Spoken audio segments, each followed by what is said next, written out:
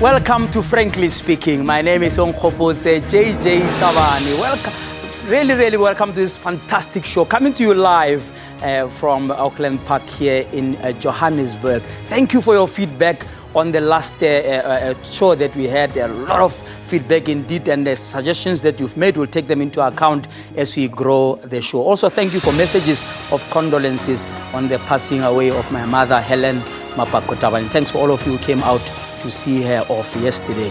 It was a big week, isn't it? Can you believe that you've seen the back of Ubaba? Eh? And of course, going out in vintage style. He says, I don't know what I have done. I don't know why you are recalling me. But of course, not surprising, because most of our leaders don't seem to know what they are doing wrong. You think a Minister Bonko, Minister of State Security, knows what he's doing wrong when he says to a leader of evidence in Parliament that he must stop the ESCOM inquiry?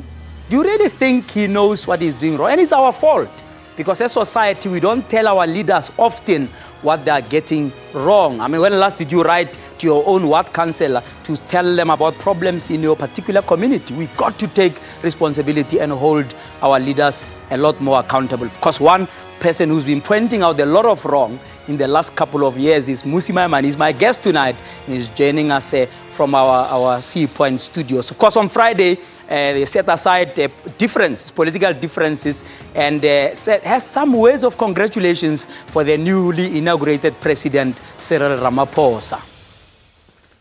President Ramaphosa, I want to, on behalf of the Democratic Alliance, congratulate you, wish you well, and I want you to know that if you act in the interests of the people of South Africa, we will cooperate as best as we can to assist you in that mission.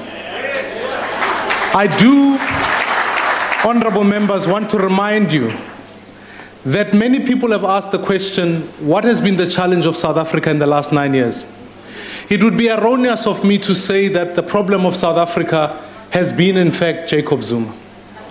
You, sitting on this side, couldn't even tell him what he'd done wrong.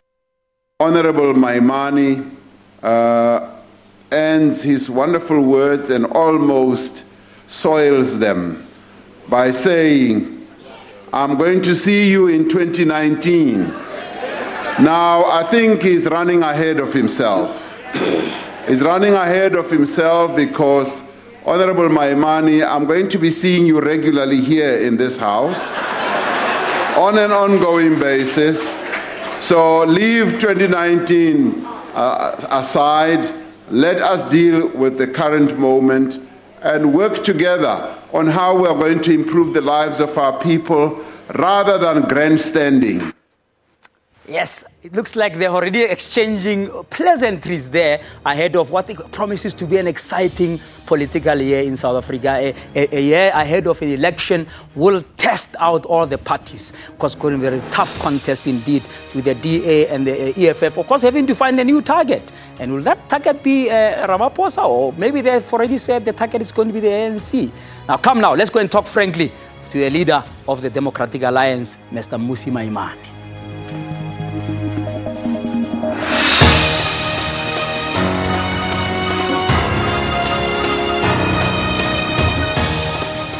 Mogai Sidumela.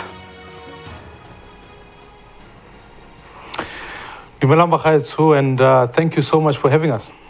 Thank you so much for joining us. Of course, Friday seeing the inauguration of the new president, a lot of people already saying, well, you know, Jacob Zuma was much of your agenda, you know, from a point of view of the debates and the criticism, your court cases and so on. Do you think that the election of Ramaphosa changes your game plan altogether, just both as the DA and as opposition parties? JJ, I think the election of Cyril Ramaphosa comes at an opportune time. It is right that we get rid of Jacob Zuma. Jacob Zuma had done profound damage to our country, and I think all of us, on behalf of all South Africans, I think we welcome that moment. The journey now is, why did we go into politics?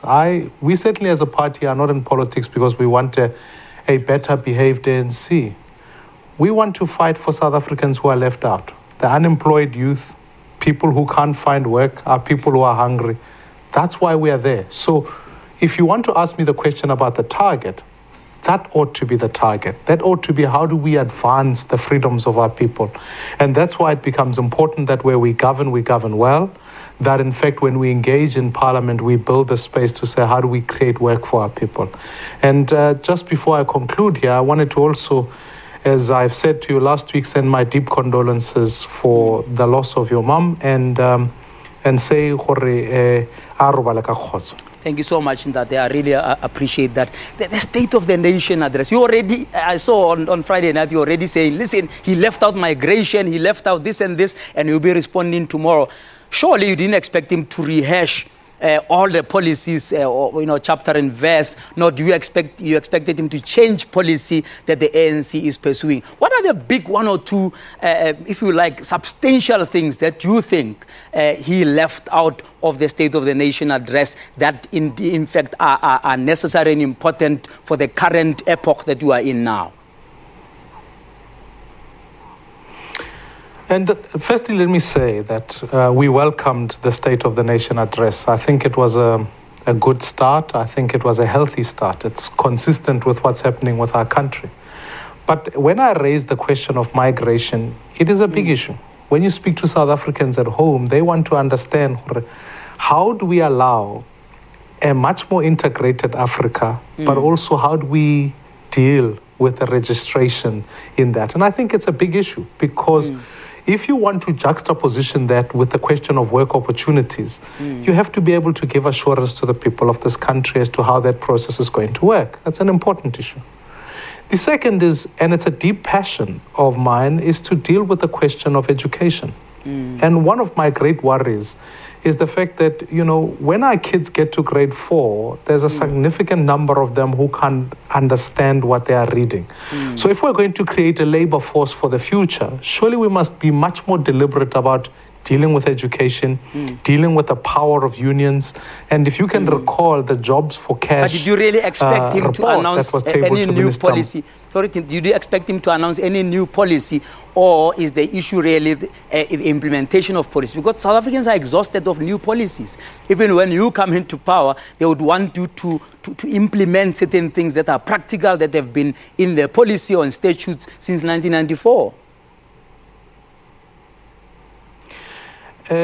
JJ, what's important to note is the fact that the president promised a new deal, a new dawn. And I think it's fresh. We need that. And I think South Africa needs a new beginning. There are a number of things that have not worked, and I think we can accept that. And so it really is a time that now we need to shake up the way things have worked. I mean, you can't just say we've had a cabinet position of this size, we must continue it. So I welcome that the president wants to cut that down. But when it comes to other issues, if you want to stimulate manufacturing... Mr. Maimane, let me interrupt you. We'll come back to that a little later. How do we ensure that we cut manufacturing? I'll come to the details of how you can do things a little bit differently. But I've got to take a break now. After the break, we continue our conversation with Mmusi Maimane.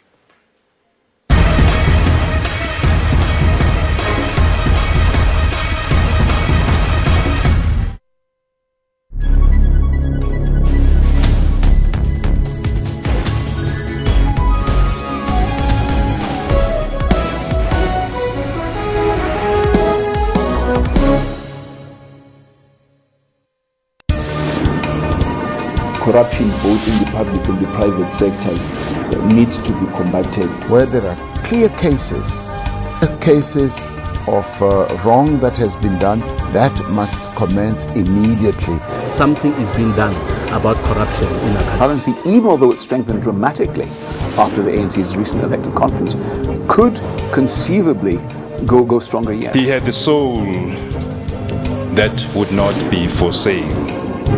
Stay tuned to Your World for your final news roundup, Monday to Sunday at 21:30.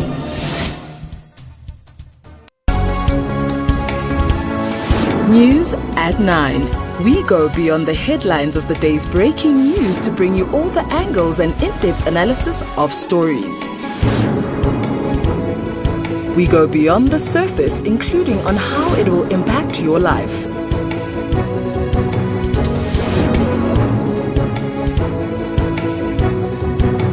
Join us every day at 9 to zoom in on the day's big stories.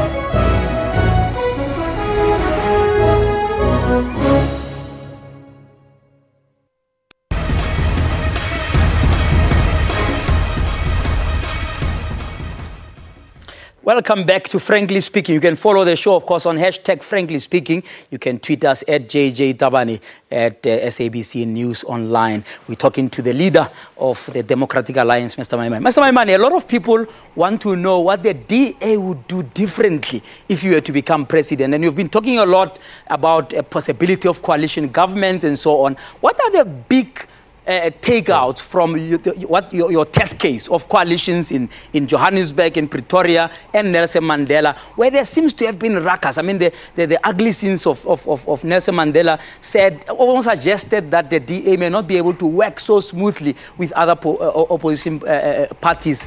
Do you think that's still the way to go in terms of coalition? And what are the big takeouts? Give me just 2 examples of things that people can say, we don't regret having voted the DA in 2016. Not at all. And I think it's exciting because one of the things that we've done in coalition government is ensure that we trim down the size of the state. And I've always maintained that even at national government, that becomes crucial. We've had a zero tolerance for corruption. We've become very clear in Joburg, we're fighting over 15 billion rands worth of corruption.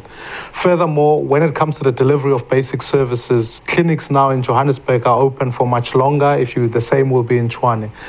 The fight that we're having is to say, how do we deal with those who are left out? And so we've already, in Nelson Mandela Bay, started to bring in an integrated public transport system, which will take poor people who are living far from work to get to workplaces. And furthermore, what we want to do is make sure that when you are poor, you can gain access to public transport so that you can find work. I think this is a government that has always been committed to working for South Africans who are left out, and we are demonstrating it across the new metros in coalition governments. Talking about coalition governments and tolerance to corruption, the Joburg mayor had to fire already in this year and a bit, right? 3 MMCs, and it had to do with corruption almost on all 3. How do you account for that? I mean, people are are beginning to believe that this may just be more of the same. This is just a different script, but or different cast, but the script is the same. That in a government you've just taken over, you have had to fire 3 people. You are firing Mayor Dilil for the same thing. You are saying that there was a whiff of corruption. You are putting her through a disciplinary. Why must people think you'll be different if you are in charge? Well, I think the big difference is exactly to your point. We hold people to account. We set very important standards here. Remember, JJ, when it came to one of the MMCs in Johannesburg, when the allegations came forward, an internal investigating body came on board, found a report, we confirmed the report, the person was dismissed. Now, I think this is the standard South Africans must be continually asking for. They must keep saying to us, if you know something, and it's reported, even it's to your own people, which is sometimes very difficult because today you report about it differently. But the truth of the matter is that I think South Africans who say we are tired of corruption also want to see political principles account. We'll leave that a bit. I'll come to that point later. But also the DA is always prides itself with diversity, right?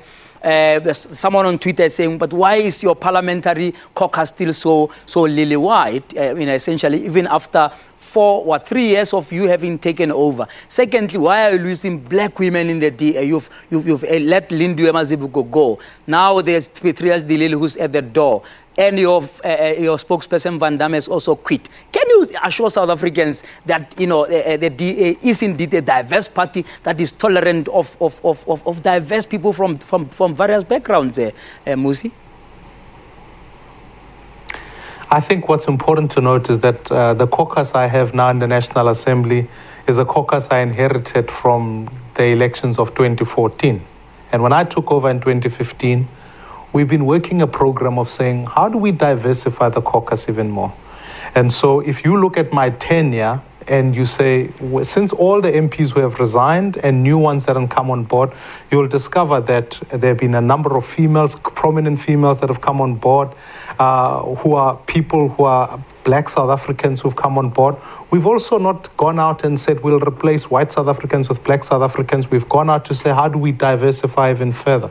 And you'll see even in the recent resignation that have come through, a replacement of the sort where South Africans, particularly who are black, have been coming on our caucus. So I really want to assure South Africans that in 2019, the list that will be produced will be far more diverse than what it is. Yeah, on the issue of women, and I think that's an important one, the fact that today we are discussing senior women in the DA is a tribute to the DA. It says that we're the party that has made sure women who are brilliant get to the top. Now, when it comes to accountability, I think it'd be wrong to say there's some group that is using and firing black women. No, it's not true. Lindiwe Mazibuko resigned to go study at Harvard. Musi, if I may interrupt you, the trouble is Patricia de Lille is facing an investigation.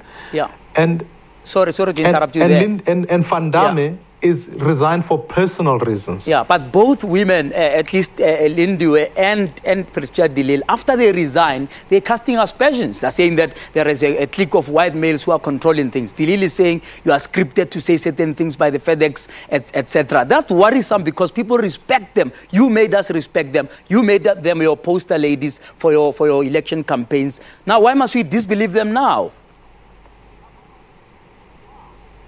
I respect all the women you're speaking to respectively. I must, though, state that as you opened your comment, there's not a single politician who ever gets up and admits something that is wrong. And that's why you need investigations, you need all of those issues. If there was a cabal, must I say that Bowman Gilfillan, in their report in council against Patricia de Lille, is suddenly something that I've concocted? It's not. This is an independent audit firm. When the Auditor General makes comments about the leadership of the city and highlights the fact that there's been a regression in the audit opinion, that's not a cabal of people who are running things. It's an independent report. And these issues must be investigated, must be tested. But as a government, we can't sit back and say, if you're serious about the standards you hold, Cape Town has had 4 clean audits in the last number of years, and this is the first year we've had a regression due to some very serious allegations. I want to zone into those allegations. If you want to say you want accountability, when we come back from the break, let's hold people accountable. I want to zone into Cape Town in particular. Cape Town is sitting with a big water crisis. You have you've dirtied your hand a little bit. You have been there. You've been trying to intervene. I want to talk to you a little bit about that after the break. After the break, we continue that conversation with Mmusi Maimane.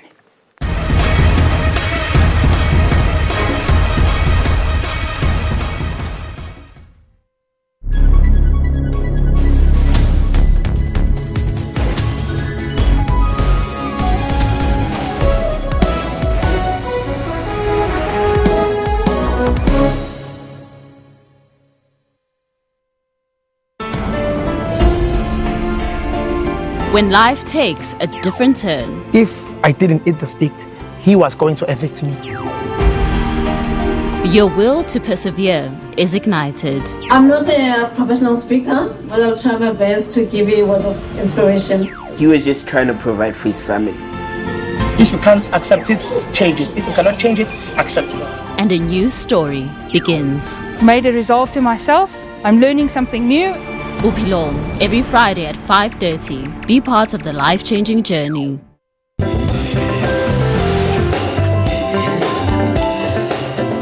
A very good morning to you, and thank you so much indeed for choosing Morning Live. But I want to know that basic thing.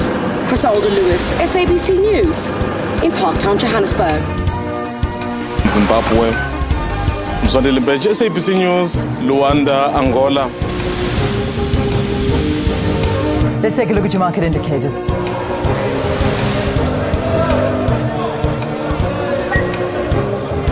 Thanks for staying with Morning Live. Let's bring you your sports news.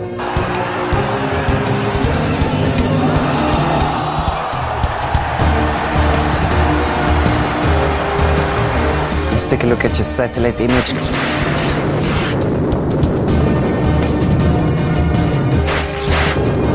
Set the agenda for the day with Morning Live.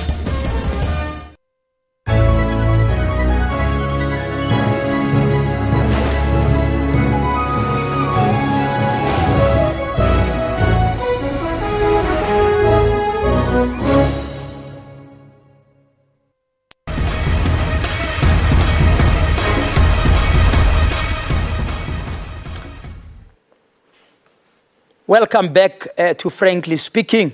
My name is Onkgopotse JJ Tabane. We're coming to you live from Auckland Park, and you can follow us on Twitter. #FranklySpeaking. You can tweet us at JJ Tabane. frankly speaking. So, Mmusi, there's a water crisis in Cape Town. You've held a big press conference in Athlone to say what the DA government there is doing. There's been also a little bit of fighting between national and provincial governments and so on about it. But a lot of people are curious why such visibility for the water problems in Cape Town at this particular time. In fact, somebody showed on Twitter bottles of water being transported from Limpopo by the DA to Cape Town. The people in Madibeng, where I come from, have been on day zero for the last many years. Yeah. Have you done anything about it? Why a specific focus on Cape Town? Apart from the fact that you are governing there, you also have a presence everywhere else in the country. Just put me in the context there, Mmusi. We do, and we can remember last year, Nosimo Balindlela, one of our MPs, went to the Eastern Cape and asked the question, why are South Africans still sharing water with animals? You can recall that if you go to KZN, we've had many of our MPs and MPLs go around on the ground saying, this is wrong. And it would be equally so, and I'd urge even people in Limpopo to say, let us make sure to go to communities and go bring water. I think where I want to work with the president now of South Africa is to say, South Africans we all need a different relationship with water.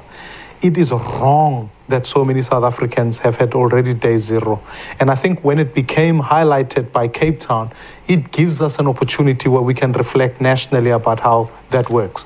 The difference here is that equally so, Cape Town is an international city. And therefore, if an international city of that level had to run out of water, it would not affect only the people of Cape Town. It affects the economics of the country. Because it would be tantamount to Joburg, it would be tantamount to KZN, regardless of who governs there. We need to ensure that our big cities But you haven't raised the profile of the water difficulties. Cape Town's day zero is in June, according to your current estimations. The people of Kavalatsane have been on they are carrying water. They have to collect water by buckets from trucks and so on. On numerous occasions, people are even short marching for water, right? I'm saying that the DA hasn't raised the profile of those kind of backwater place, right, to the same level you are with Cape Town. You are there yourself, you are hands-on, you have held massive press conferences. You haven't done that really about the other parts. And I'm wondering, why is it that there's a skewed attention to this matter? The first is that obviously I wanted to raise the profile because we're in government here. And I found that there was part of our government's response was not quite at the level that I wanted to be. So I came in, I said, this is unacceptable. We'll act in this way. If I was in government in Limpopo, believe you me, I wouldn't have shied away. You can remember when Joburg instituted water restrictions. This was 3 years ago. I came into government, and when we were in government, I remember those first few months in 2016 when we didn't have as much rainfall as we should have had. I then came in and said, how do we help government make higher restrictions, fix water leaks, because that's a crucial part of water savings. And I want to assure you here on this show, to all South Africans, we need a different relationship with water. And so I'll certainly be going to all the respective provinces to say, allegations by Patricia de Lille? Do you deny the allegations by Patricia de Lille that in fact your focus as the DA national leadership is because she's refusing to make certain decisions about desalination projects of about 6 billion rands? You want her to be giving work to certain favorites like your Tony Leon, who apparently has a contract there. Just address me on that when we come back from the break, and then we can round it off also to talk about your views on land expropriation without compensation. After the break, we continue that conversation with Mmusi Maimane.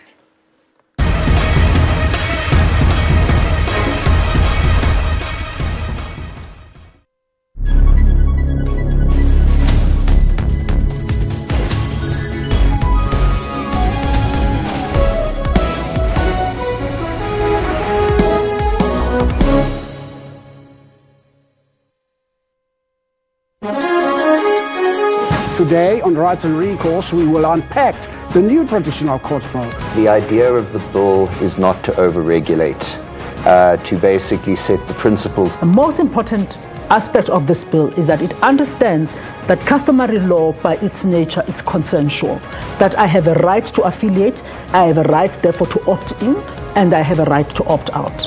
The opt-out provision is basically one that you've got to respect the court in the sense of if you've been summoned, you've got to tell the clerk of the court at least that you're not willing to attend. The challenge that I would like to throw to the Department of Justice, it has to come up with mechanisms of ensuring that people who exercise their right to opt out or to opt in are not in any way victimized. Hashtag Rights with Dumila Mates on legal issues every Sunday at 2 o'clock Central African Time.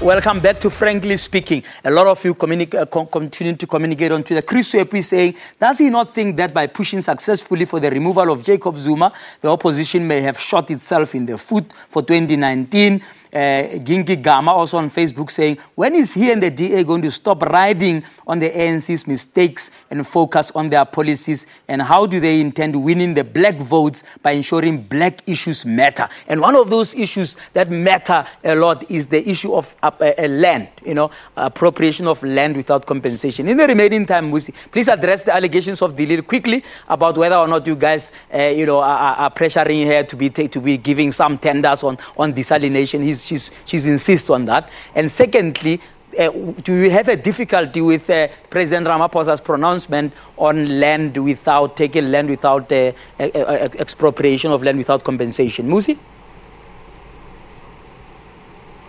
Well, I think what's most critical is that if you are on the first issue on the contracts, firstly, the party is not involved itself in the contract. It would be amiss of me to say I interfere with government and I decide which contractor must go. But secondly, the story is a complete fabrication. And I think even if you put Mayor Dilil here, there were attributed comments to her. None of it is true because even now, as we sit here today, all bulk augmentation plans, contracts have gone to different companies, which I know nothing of. And so this issue is a complete fabrication. Okay, let's go to the land issue in the remaining time. We've run out of time. And what we've asked for, the land issue. Section 25 is not the problem in South Africa. Section 25, as far as the Constitution and the guarantee of private property rights, that's not the problem. The problem is about the competence of the state. I want to say this to South Africans. I believe that we must be able to transfer land as an act of justice. We must ensure that private citizens are able to own that land. This way we can invest in that land. The moment you remove the security of tenure, the security that people can own land in their private capacity, we're going to have to leave it there, Mr. Maimane. You can take that land without... It will be wrong and it will undermine investment. Thank you so much, Mr. Mmusi Maimane. I wish we had more time, but thank you for joining us here on Frankly Speaking. Thank you so much. Absolutely. That was Frankly Speaking for tonight, coming to you live from here in Auckland Park. Please do continue to tweet us and share with us what you would like us to cover here on Frankly Speaking. Until we talk frankly again, may God bless you.